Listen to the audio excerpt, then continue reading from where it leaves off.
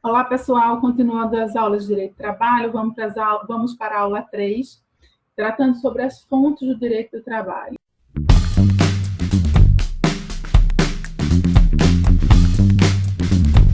De onde nasce o direito do trabalho? A gente já viu nessa evolução de conversas através das aulas que a gente tem alguns fenômenos sociais que informam a produção do direito do trabalho. A gente já discutiu a questão dos direitos humanos, quando o direito do trabalho é discutido numa perspectiva internacional, e aí ele ganha o nome de direitos humanos e depois entra no nosso ordenamento jurídico, que é o nosso conjunto de leis, com o nome de direito fundamental. Em sendo direito fundamental, deve ser garantido pelo Estado porque está na Constituição. A menos que se faça uma nova Constituição, a gente tem como garantia os direitos fundamentais que lá estão assegurados. Relativamente ao trabalho, lembrem, dignidade das relações de trabalho, uma vez que é decorrente da dignidade da pessoa humana, igualdade, inclusive de acesso e permanência no trabalho, a questão do direito à vida, com a proteção ao trabalho isento de riscos, e todas as situações de igualdade que proíbem as discriminações. No entanto, é preciso que a gente faça, a partir de agora, um recorte para saber onde estão as leis, como são feitas, por quem são feitas, e a partir de então a gente poder seguir tendo esse apoio na lei, na CLT, que também vou disponibilizar para vocês, e que vocês vão ter acesso ao texto normativo que rege todo o direito do trabalho brasileiro.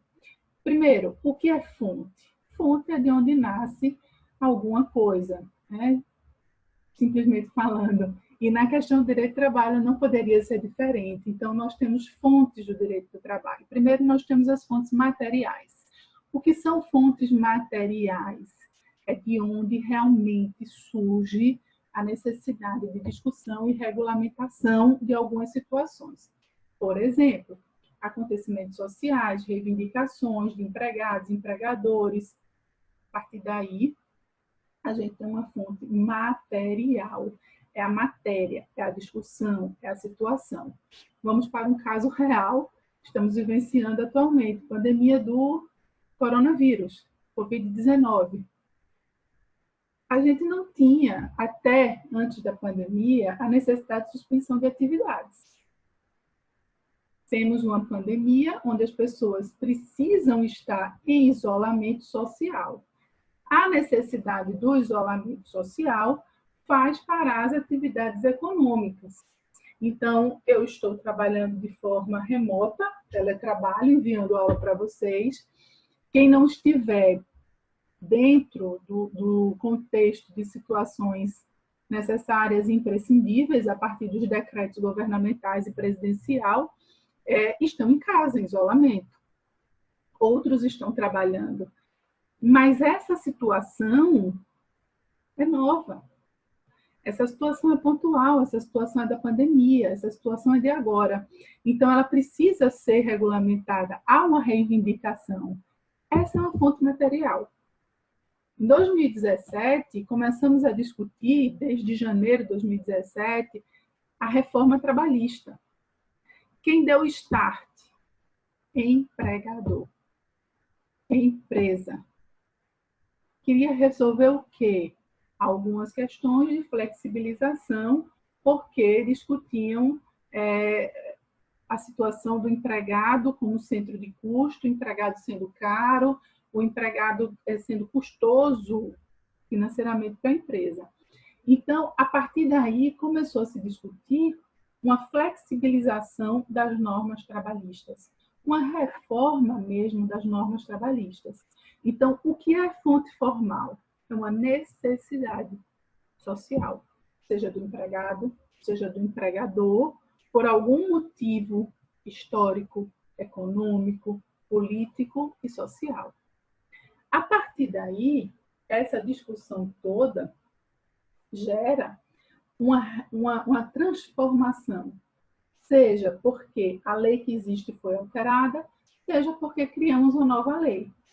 A partir do instante que essa discussão material, certo? Se transforma numa lei, ganhamos uma fonte formal. Então, em 2017, discutimos a CLT inteira. Foram reformados mais de 100 pontos, certo? O empregado teve uma reforma muito substancial e profunda nos seus direitos. De onde veio? A necessidade do empregador, que achava que deveria reduzir custos. Isso é uma discussão que a gente pode ter depois, porque os custos podem ser reduzidos também com a reforma tributária. Mas, né, 100 pontos da CLT foram alterados. De onde veio a demanda? Necessidade social do empregador da empresa. Discutimos, alteramos e produzimos uma lei nova. Lei 13.467 de 2017, a famosa reforma trabalhista. Então, a partir do instante que essa discussão aqui, que é de uma necessidade, de uma reivindicação, de um pedido, seja da classe trabalhadora, seja da classe empregadora, essa discussão aqui é fonte material, é a matéria, é o problema. No instante que isso aqui se transforma, a partir de toda a discussão em texto de lei, temos uma fonte formal. Exemplo disso, reforma trabalhista, por exemplo, e a medida provisória 927, que agora está regulamentando a situação de pandemia que estamos vivenciando e que vai ser objeto de discussão na aula 4. Portanto, as fontes, as fontes formais, elas são impessoais, genéricas e obrigatórias. Tenho problema, discutir, transformei em lei. A partir do momento que eu transformo em lei, transformo em fonte formal, e quando se transforma em fonte formal, é lei para todo mundo, erga omnes, impessoal, genérica e obrigatória. Eu não vou discutir se a lei me alcança. Se é lei, eu vou ter que obedecer, certo? Então, as fontes, elas se classificam em material e formal, e elas também se classificam em autônomas e heterônomas. Quando é que as fontes são autônomas? Quando são produzidas pelas próprias partes que vão cumpri-las, pelas próprias partes interessadas. Por exemplo, acordos. Eu quero ser demitida, o empregador quer me demitir, e aí a gente senta e faz um acordo para que eu abra mão de alguns direitos ou de algumas situações. É possível? É. Fonte entre as partes. Mas aí vamos lá. É possível desde que eu não esqueça os princípios que norteiam o direito do trabalho. Dignidade, valor social do trabalho, igualdade. Se eu fizer um acordo, por exemplo, que não contemple dignidade, valor social do trabalho, igualdade, certamente eu vou poder discuti-lo depois no judiciário, o judiciário vai aplicar os direitos fundamentais ao trabalhador e vai desfazer esse acordo, certo? Mas o acordo é uma fonte autônoma, desde que seja justo. Outra fonte autônoma são as convenções coletivas. São discutidas a partir de quem? Dos sindicatos. Então, as convenções coletivas discutem condições para determinada categoria de trabalhadores a partir dos sindicatos. Obviamente que os sindicatos, nessas discussões, têm o amparo de representante dos trabalhadores, né, representante dos empregadores, e os acordos coletivos são criados. E a gente também tem os costumes, que são as práticas reiteradas em determinadas localidades, que podem servir para solucionar questões de direito do trabalho. Então, temos as fontes autônomas, que não perpassam pela construção do Estado, mas das partes interessadas. Quais são elas? Acordos entre as partes, convenção coletiva de trabalho, capitaneada pelos sindicatos, mas sempre com participação de empregados e empregadores para discutir questões pontuais de determinada classe trabalhadora. E temos também os costumes, que são práticas reiteradas em determinados locais. Por exemplo, existem locais no interior do Brasil que é costume você receber como contraprestação de trabalho alguma situação que foge, por exemplo, ao salário, alguma situação in natura. É possível. desde que você concorde, desde que você não lhe retire dignidade, etc. Né? Então, a gente tem essas situações que podem acontecer como situações reiteradas. Por exemplo, é costume, no dia da padroeira tal, do interior, ninguém trabalhar porque todo mundo vai à procissão. O que é que se faz com esse dia de trabalho? Já, obviamente, já existe uma decisão entre os próprios interessados de talvez compensar, talvez liberar, então isso vai da localidade. Então, são essas decisões reiteradas que são os costumes. Então, essas são as fontes autônomas. Eu não preciso do Estado resolvendo, eu não preciso do Estado intervindo, eu não preciso do Estado decidindo. No entanto, a gente tem as fontes heterônomas, essas têm a participação ativa do Estado, são produzidas pelo Estado. Que fontes heterônomas são essas? São as próprias leis. E quando a gente fala em lei trabalhista, ela é de atribuição federal, a competência dela é exclusivamente federal, de atribuição privativa da União, ou seja, Congresso Nacional. Tá? Então, a gente não pode, por exemplo, no âmbito dos estados, em regra, criar lei trabalhista. Município também não, a menos que a União delegue aos estados por lei complementar. Por exemplo, se a gente for fazer uma pesquisa, cada estado traz um piso salarial de professor, um piso salarial para o comércio, um piso salarial para determinadas atividades. Como isso é possível? A partir do instante que a União delega aos estados a criação desses pisos salariais. Mas por quê? Porque cada estado tem uma realidade econômica e social diferente. Cada estado tem uma realidade que permite majorar ou não o piso salarial de determinada categoria. Então, não compete diretamente, né, a União fazê-lo, porque tem uma proximidade maior de regionalidade a partir dos estados para fazer essa distribuição de piso salarial. Portanto, há uma delegação de competência e só vai acontecer se a União delegar por lei complementar. O Estado não vai poder criar por si só. É preciso esse comando, essa autorização do Congresso Nacional através de lei complementar para que o Estado crie lei própria de trabalhista regulamentando certas questões. A mais comum é o piso salarial, certo? Então, veja, nós temos as fontes autônomas, acordos, convenções coletivas e costumes, e as fontes heterônomas, que são as leis.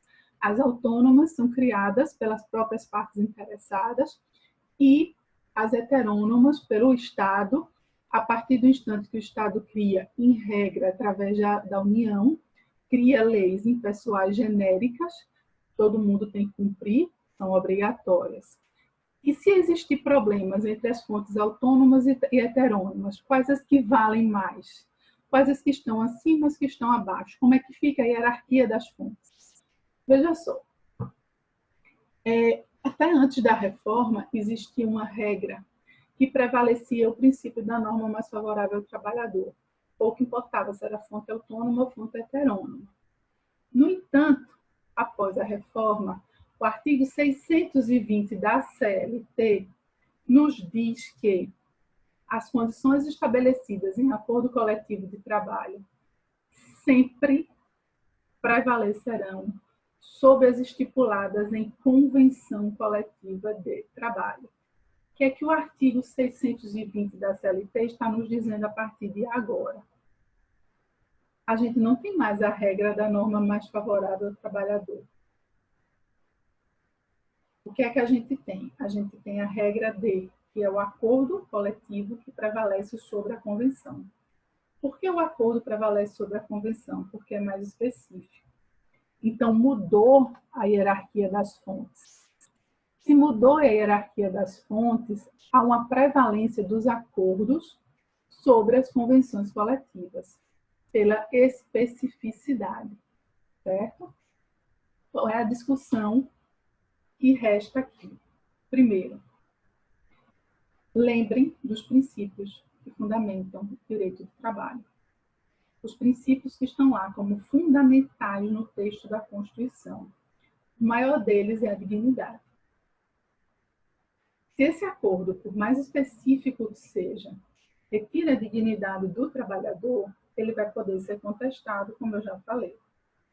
Em sendo assim, alguns doutrinadores discutem da constitucionalidade do artigo 620 da CLT. Ele realmente protege o trabalhador? A hierarquia está correta? Porque qual é a intenção do direito do trabalho? Proteção do trabalhador. O trabalhador é visto como vulnerável porque ele depende desta relação onde ele muitas vezes não, onde ele é subordinado ao empregador e muitas vezes ele não tem capacidade de se insurgir contra os abusos do empregador.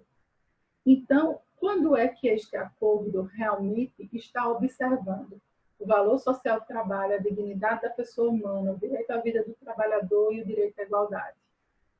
Esse empregado tinha condição de assinar um acordo, né, discutindo cláusulas e condições? Muito dificilmente. Até porque a própria reforma, quando tratou das questões do acordo coletivo, estabeleceu um limite para que o acordo seja realmente visto como eficaz. Esse limite é quando o empregado recebe a partir do teto do INSS. Então, você entende que ele não é mais aquele empregado que está subordinado e subjugado ao empregador. É o empregado que pode discutir condições, que pode discutir relações de emprego, como salário, etc., e condições de trabalho, e que ele pode fazer isso sem perder o sustento diário, né? Então, assim, a discussão do artigo 620 ela é grande, porque veio retirar essa garantia anterior de que sempre se tinha como norma mais benéfica ao trabalhador a hierarquicamente superior, e hoje se coloca os acordos frente às convenções coletivas. E o artigo 620 ainda traz outros questionamentos, né? Que a gente pode ver aqui. Ele diz o seguinte: dispõe o artigo 620 da CLT que as condições estabelecidas em convenção, quando mais favorável, prevalecerão sobre as estipuladas em acordo coletivo. Então, nesse dispositivo, pretendeu-se valorizar a norma mais ampla, em vez de, em regra, conter melhores condições sociais para os trabalhadores. Então, o que é que ele diz de forma clara? O direito do trabalho, quais são as soluções dos métodos integrativos quando não tivermos normas prontas, suficientes e acabadas para determinado tema, porque vai chegar uma hora que não teremos, porque a evolução social, a demanda social, a fonte material é muito mais rápida que a fonte formal. Portanto, a gente não pode se furtar a resolver as questões, seja a gente atuando no judiciário, na economia, na administração ou na contabilidade. Temos que ter soluções, e as soluções podem vir dos métodos integrativos, das práticas integrativas. E até a aula 4. FAM, sua carreira começa agora.